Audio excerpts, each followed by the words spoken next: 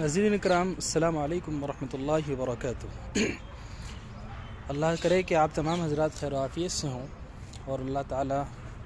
آپ سبوں کو خوش رکھے اور ایمان کے ساتھ سلامت رکھے۔ آج کی اس ویڈیو میں میں حضور پاک صلی اللہ علیہ وسلم سے متعلق کچھ روایات کے بارے میں تحقیقی گفتگو کرنا چاہتا ہوں، اور میں چاہتا ہوں کہ ان باتوں کی حقیقت سامنے آئے تاکہ یہ معلوم ہو کہ حضور پاک صلی اللہ علیہ وسلم سے جڑی ہوئی ان باتوں کی حقیقت دراصل کیا ہے۔ تو محترم بزرگوں اور دوستوں، ہم سب بچپن سے ایک واقعہ سنتے آ رہے ہیں اور پڑھتے آ رہے ہیں، اپنے بڑوں سے ہم نے سنا ہے، اور باضابطہ کئی کتابوں میں اس واقعے کو لکھا جاتا ہے، پڑھایا جاتا ہے۔ کئی اسکولوں میں جہاں اسلامک اسٹڈیز پڑھایا جاتا ہے، اسلامیات پڑھایا جاتا ہے، وہاں نظام ہے، وہاں کے نصاب میں، وہاں کے تعلیمی نصاب میں اس واقعے کو لکھا جاتا ہے، اور وہ واقعہ بہت عام ہے۔ وہ واقعہ باضابطہ طریقے سے مسجدوں کے منبر سے بیان کیا جاتا ہے، اور وہ واقعہ اس طرح سے ہے، آپ میں سے کئی لوگوں نے اس واقعے کو سنا ہوگا کہ حضور پاک صلی اللہ علیہ وسلم جب مکے میں رہتے تھے، نبوت کے بعد کا دور تھا، جب حضور پاک صلی اللہ علیہ وسلم کو نبوت مل چکی تھی تو حضور صلی اللہ علیہ وسلم پر ایک بوڑھی عورت روزانہ کوڑا پھینکا کرتی تھی، اور کوڑا کرکٹ پھینکا کرتی تھی۔ ایک دن جب اس نے کوڑا نہیں پھینکا تو حضور صلی اللہ علیہ وسلم کو یہ پتہ چلا کہ اس نے کوڑا کیوں نہیں پھینکا، تو حضور صلی اللہ علیہ وسلم کو کسی نے یہ بتایا کہ اس خاتون کی طبیعت خراب ہے، تو حضور صلی اللہ علیہ وسلم نے اس کی عیادت کرنے کے لیے، اس کی طبیعت معلوم کرنے کے لیے، اس کی خیر و خبر معلوم کرنے کے لیے اس کے گھر پر تشریف لے گئے اور پوچھا کہ کیا بات ہے، کہ تمہاری طبیعت کیسی ہے۔ حضور پاک صلی اللہ علیہ وسلم کے اس اعلیٰ کردار کو دیکھ کر کے اس بوڑھی خاتون نے اسلام قبول کر لیا۔ اس واقعے کی دراصل حقیقت کیا ہے، چلیے جانتے ہیں۔ دیکھیے، حضور پاک صلی اللہ علیہ وسلم کا اخلاق کیا تھا، کیسا تھا، اس میں کوئی دو رائے نہیں ہے، اور حضور صلی اللہ علیہ وسلم کا اخلاق اور اپنے پوری دنیا میں ایک نمونہ ہے، اس میں بھی کوئی دو رائے نہیں ہے۔ لیکن اس واقعے کی صراحتاً کوئی دلیل نہیں ہے، اس واقعے کی کہیں سے کہیں تک کوئی اصلیت نہیں ہے۔ آپ جس بھی مسلک سے تعلق رکھتے ہوں، جس بھی مکتب فکر سے تعلق رکھتے ہوں، اس مکتب فکر کے کسی بھی اچھے عالم دین سے پتہ کیجئے، اور وہاں کے دارالافتاء سے پتہ کیجئے، کسی مورخ سے پتہ کیجئے جس کا تعلق دین اسلام سے ہو، کہ اس طریقے کے واقعے کی کوئی صراحتاً کوئی سچائی، کوئی دلیل نہیں ہے۔ یہ سراسر جھوٹا واقعہ ہے۔ اللہ کے رسول صلی اللہ علیہ وسلم سے کہ زندگی میں اس طرح کا کبھی کوئی واقعہ نہیں ہوا کہ حضور صلی اللہ علیہ وسلم کی ذات مبارک پر کوڑا پھینکا جائے۔ یہ بات خود سمجھنے میں ذرا سمجھ نہیں آتی کہ اللہ کے حبیب سرور کائنات حضور صلی اللہ علیہ وسلم پر گندگی، کوڑا پھینکا جائے، یہ بات سمجھ میں نہیں آتی۔ یہ جھوٹی روایت ہے، گھڑی ہوئی من گھڑت کہانیاں ہیں، حضور صلی اللہ علیہ وسلم کی ذات مبارک سے جڑی ہوئی جھوٹی باتیں ہیں۔ اور دارالعلوم دیوبند، اور جو کہ ام المدارس ہے، الحمدللہ، اس کی ویب سائٹ پر آپ معلوم کر سکتے ہیں۔ اس کی ویب سائٹ کا لنک اگر آپ چاہیں تو میں ڈسکرپشن میں لگا دوں گا انشاءاللہ العزیز۔ دارالعلوم کراچی، اسی طرح کے جتنے بھی دارالافتاء ہیں، ان سارے تمام دارالافتاء کے ویب سائٹ پر آپ دیکھ سکتے ہیں کہ انہوں نے اپنی دارالافتاء کی ویب سائٹ پر اس طرح کے تمام جو بھی من گھڑت کہانیاں ہیں یا روایات ہیں، ان پر انہوں نے تحقیقی جواب لکھے ہیں، اور اس طرح کی تمام روایات جو ہیں وہ جھوٹی ہیں، اس کی کوئی سچائی اور کوئی حقیقت نہیں ہے۔ اللہ تعالی ہم سب کو حقیقت پر مبنی روایت پر چلنے کی توفیق نصیب فرمائے، اور حضور پاک صلی اللہ علیہ وسلم کی شان میں گستاخی کرنے سے ہماری حفاظت فرمائے۔ دوسری جو روایت ہے، جو کہ یہ بھی ہم بچپن سے سنتے آ رہے ہیں، پڑھتے آ رہے ہیں، اپنے بزرگوں سے، اپنے بڑوں سے سنتے آ رہے ہیں، اس کی بھی چلیے حقیقت جان لیتے ہیں۔ پہلے تو یہ جان لیتے ہیں کہ روایت کیا ہے۔ تو روایت کچھ اس طرح سے ہے کہ حضور صلی اللہ علیہ وسلم نے جب اسلام کا دعویٰ کیا، نبوت کا دعویٰ کیا، اسلام کا انویٹیشن دے دیا، کھلے عام اعلان کہہ دیا کہ وہ اللہ کے نبی ہیں اور وہی آخر نبی ہیں، تو ایک بوڑھی عورت تھی جس کے دل میں تو ایمان کی ہلکی ہلکی جھلکیاں آ چکی تھیں، لیکن وہ کھلے عام طور پہ اسلام کو قبول نہیں کر پا رہی تھی۔ چلیے اس بات کو بھی سمجھ لیتے ہیں کہ یہ بات کیا ہے۔ بات چلتی آ رہی ہے کہ اس بوڑھی عورت نے یہ ارادہ کیا کہ میں یہاں رہوں گی تو میرے جو باپ اور دادا کا ایمان ہے اس پہ بھی خطرہ ہے، اس لیے اس نے طے کیا کہ وہ سارا سامان باندھے گی اور وہ اس شہر کو، مکے کو چھوڑ کے ہی وہاں سے چلی آئے گی، اور وہ چھوڑ چھاڑ کے کہیں دور چلی جائے گی تاکہ اس کے اجداد کا جو دین ہے، اس کے گاڈ فادرز کا جو دین ہے وہ باقی رہے، اس کے انسسٹرز کا جو دین ہے وہ باقی رہے۔ تو اس کو باقی رکھنے کے لیے اس بوڑھی خاتون نے سامان باندھا، اور راستے میں اس کو تکلیف ہوئی سامان اٹھانے میں، اتنے بھاری سامان کو اٹھانے میں، تو ایک نوجوان شخص اس کو راستے میں ملا، اور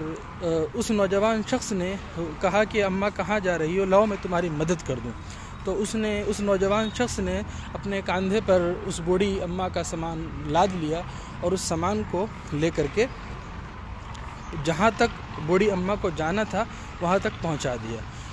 منزل مقصود تک پہنچنے کے بعد بوڑھی اماں نے کہا کہ بیٹا، ایک نیا لڑکا آیا ہے جو اپنا نام محمد بتاتا ہے اور وہ نبوت کا دعویٰ کرتا ہے، تم بھی اس کے باتوں میں مت بہک جانا اور تم بھی اس کی کہی ہوئی باتوں میں مت آ جانا، کیونکہ جو بھی اس کی باتوں کو سنتا ہے وہ اسی کا ہو جاتا ہے۔ تو اور بہرحال حضور صلی اللہ علیہ وسلم سے جب اس بڑھیا نے کہا کہ اچھا بیٹا جاتے جاتے اپنا نام تو بتا جاؤ، تو حضور صلی اللہ علیہ وسلم نے کہا کہ میرا نام محمد ابن عبداللہ ہے، جس محمد کی بات آپ کر رہی تھی میں وہی محمد ہوں۔ دیکھیں ناظرین اکرام، بات یہ ہے کہ حضور صلی اللہ علیہ وسلم، پھر میں یہی کہوں گا کہ اعلیٰ اخلاق کے اوپر کوئی شک نہیں ہے، بلکہ اس دنیا میں اگر سب سے اچھا اخلاق کسی کا ابھی تک ہے تو وہ صرف میرے آقا سرور کائنات، سرکار دو عالم، شہنشاہ کونین حضرت محمد مصطفیٰ صلی اللہ علیہ وسلم کا کردار مبارک اور اخلاق اعلیٰ ہے۔ لیکن اب آپ یوٹیوب پہ جائیں، سوشل میڈیا کا دور ہے، ڈیجیٹل دور ہے، ڈیولپمنٹ کا دور ہے، آپ یوٹیوب پہ جائیں اور ٹائپ کریں سرچ بار میں کہ سنا تھا ایک ضعیفہ تھی جو مکے میں ہی رہتی تھی۔ ایک نعت چل پڑی ہے آج سے نہیں کئی سالوں سے، اور اس نعت کو باضابطہ کئی بڑے بڑے مفتیان کرام نے پڑھا ہے، مفتیان کرام نے، علماء کرام نے، اور بہت بڑے بڑے علماء نے اس نعت کو پڑھا ہے اور اپلوڈ کیا ہے یوٹیوب پہ۔ اس پورے واقعے کی کوئی حقیقت نہیں ہے، یہ پورا واقعہ جھوٹا ہے۔ اب آپ کہیں گے کہ میں اس کی کیا دلیل دوں، میں یہ بات کہاں سے کہہ رہا ہوں، تو میں اس میں بھی وہی بات کہوں گا، الحمدللہ ثم الحمدللہ، کہ آپ جس بھی مکتب فکر سے تعلق رکھتے ہوں اس مکتب فکر کے کسی بھی عالم دین کو پتہ کریں جو دین سے جڑے ہوئے ہوں، یعنی جن کا اسلامی تاریخ پر گہری پکڑ ہو، جو گھڑی ہوئی روایات اور اصلی صحیح روایات اور حسن روایات اور جو گھڑی ہوئی روایات ہوتی ہیں ان کے بیچ کے جو فرق ہوتا ہے اس کو سمجھ سکیں اور سمجھا سکیں۔ تو ایسے کسی عالم دین کو پکڑیں، ان سے پوچھیں کہ حضرت ہمیں بتائیں کہ ان دو واقعات کی اصل کیا ہے، اصل حقیقت کیا ہے، کیا یہ حقیقت پر مبنی واقعات ہیں یا صرف جھوٹ چلتے آ رہے ہیں، کیا ہمیں اب تک صرف جھوٹ بتایا جا رہا ہے۔ اسی طریقے سے یہ دو واقعات میں نے آپ کو بتائے، ایک یہ نہ چل پڑی ہے، سنا تھا ایک ضعیفہ تھی جو مکے میں ہی رہتی تھی، وہ ان باتوں کو سنتی تھی مگر خاموش رہتی تھی، نعت ہے،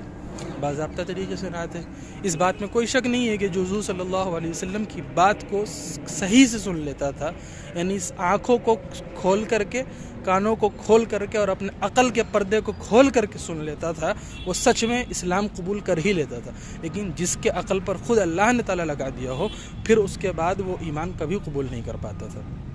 لیکن اس واقعے کی کوئی صراحتاً کوئی دلیل نہیں ہے، یہ جھوٹا اور من گھڑت واقعہ ہے۔ اسی طریقے سے ایک واقعہ ہے کہ ایک صحابی نے فرمایا کہ جب وہ اسلام نہیں لائے تھے، جب انہوں نے اسلام قبول نہیں کیا تھا، تو ان کو ان کے باپ داداؤں نے، ان کے بڑوں نے یہ کہا تھا کہ تمہیں کسی بھی طرح قرآن نہیں سننا ہے، محمد صلی اللہ علیہ وسلم کے زبان مبارک سے قرآن کی تلاوت نہیں سننی۔ تو یہ کئی 3-4 صحابی کے نام سے یہ واقعہ مشہور ہے۔ تو کہیں پر حضرت سعد رضی اللہ تعالیٰ عنہ کا واقعہ ہے، کہیں پہ الگ الگ طرح کے صحابیوں کے نام ہیں جو اسلام بعد میں جنہوں نے